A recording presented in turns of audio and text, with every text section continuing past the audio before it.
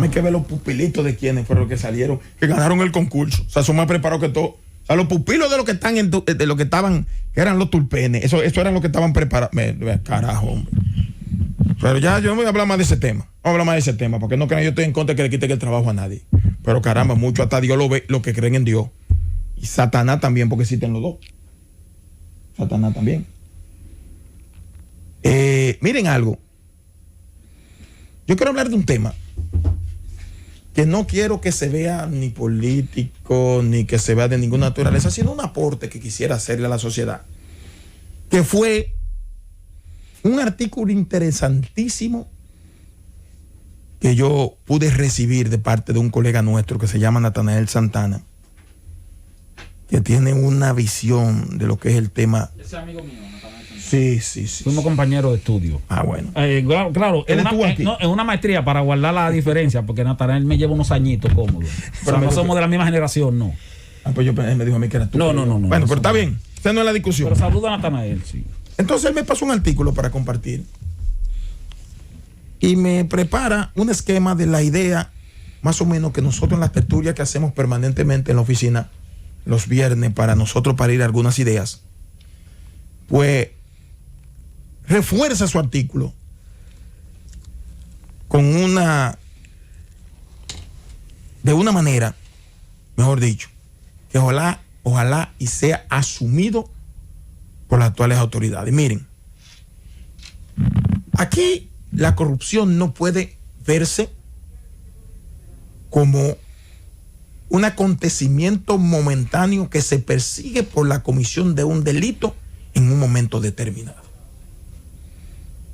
La corrupción administrativa tiene que, su lucha en contra de ella tiene que ir más allá que la simple persecución del delito ya cometido establecido en una legislación que contiene toda cuanta normativa o articulado se refiere a sancionar cualquier comisión fuera de los parámetros legales y del precepto lógico que sustenta todas las legislaciones. En este caso, estamos hablando de la corrupción administrativa. ¿Y qué señala?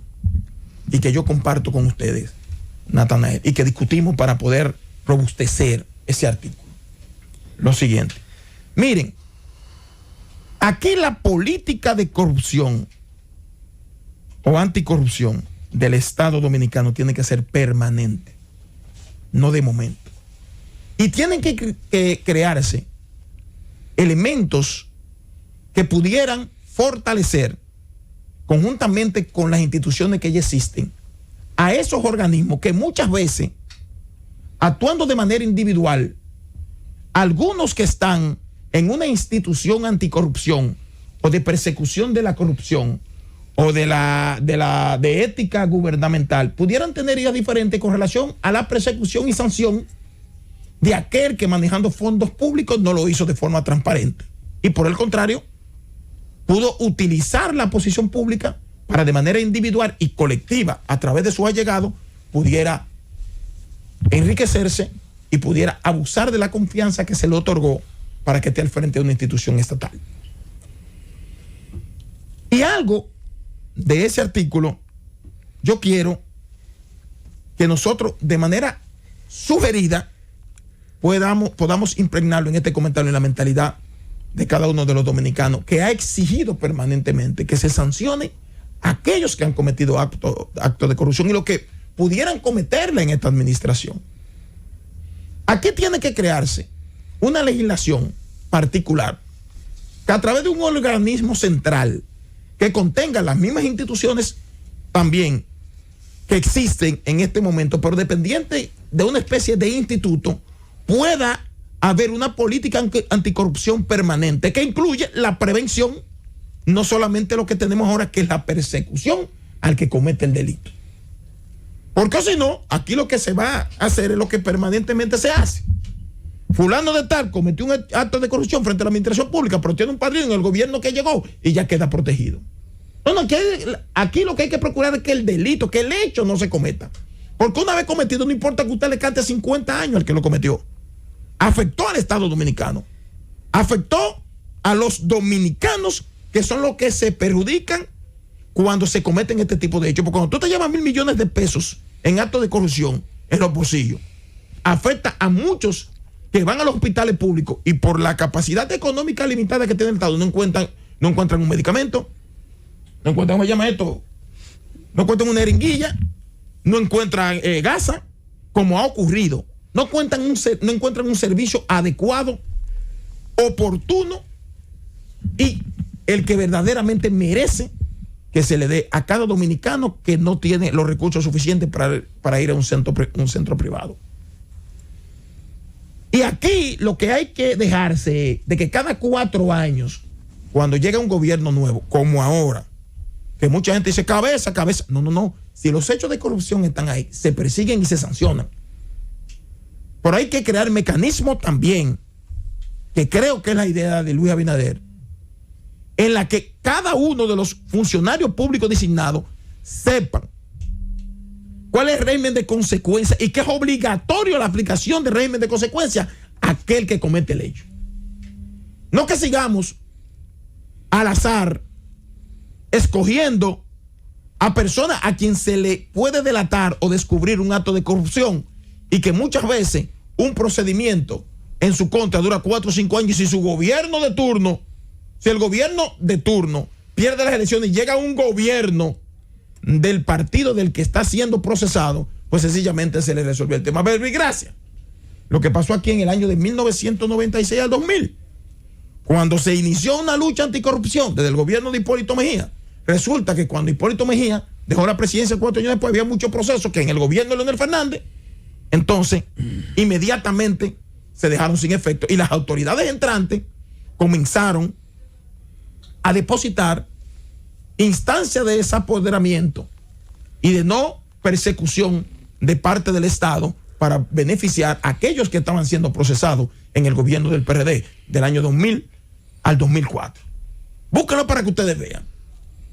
Por eso, la sugerencia que hace Natanael Santana en este artículo, que yo la asumo y la comparto con ustedes, es crear mecanismos que le permita al Estado dominicano tener una política recurrente de persecución y prevención. Primero, de prevención.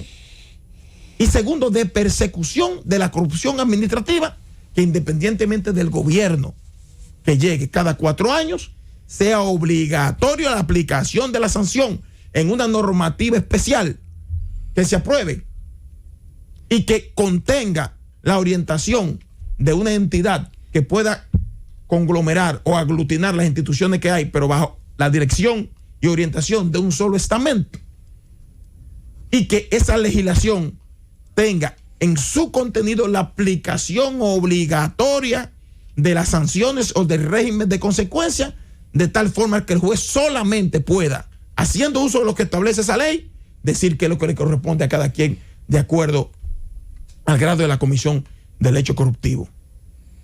Comparto con ustedes porque me llamó la atención el artículo y creo que es interesante y se lo voy a entregar a algunos amigos con quien compartí algunas ideas y estaban esperando que el artículo estuviera redactado para que ustedes vean lo interesante. Por tiempo no voy a referirme a todo lo que establece aquí ese artículo, pero sí lo comparto.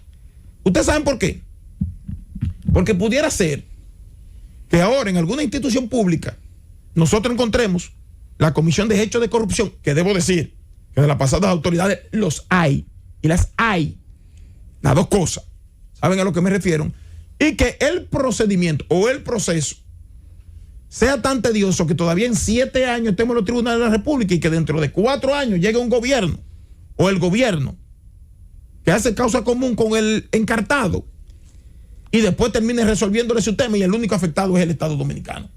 No, la corrupción hay que perseguirla y prevenirla además de forma permanente, incontundente, como política del Estado, independientemente de quien ocupe o quienes ocupen la administración pública, para que podamos tener una lucha efectiva y podamos nosotros evitar lo que yo sé que ha ocurrido en los últimos 20 años y que nosotros no tenemos al día de hoy un solo político preso que haya respondido por los hechos de corrupción que se le han imputado y algunos ni siquiera lo han procesado porque cuenta con la complacencia de los gobiernos de turno.